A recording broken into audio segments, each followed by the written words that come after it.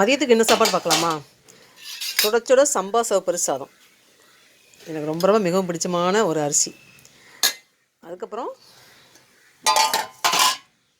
முருங்கைக்காய் போட்ட அயில மீன் குழம்பு.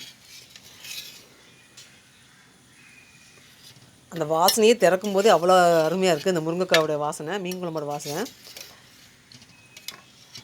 முருங்கைக்காய் போட்ட அயில மீன் குழம்பு.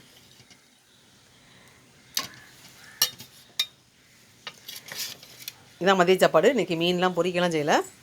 குழம்பு, சிவப்பு சம்பார் சாதம், இது மட்டும்தான். அது முருங்கைக்காய் போட்டு செஞ்சுருக்கேன்னா டேஸ்ட் அருமையாக இருக்கும். அந்த வாசனையும் நல்லாயிருக்கும்.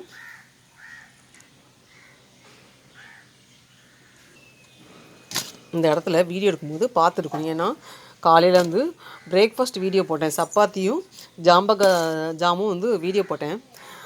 அந்த எடுத்த சப்பாத்தி வந்து ஜாம் தடவை உள்ளே கொண்டு வச்சுட்டு வரக்குள்ளேயும் மீதி இருக்க ஒரு சப்பாத்தியை காக்கா தூக்கி போயிடுச்சு.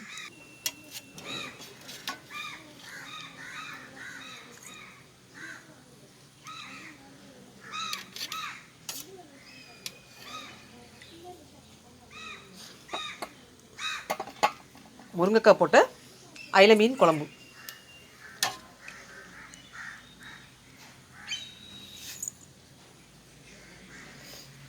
இதுதான் இன்றைக்கி மதிய சாப்பாடு.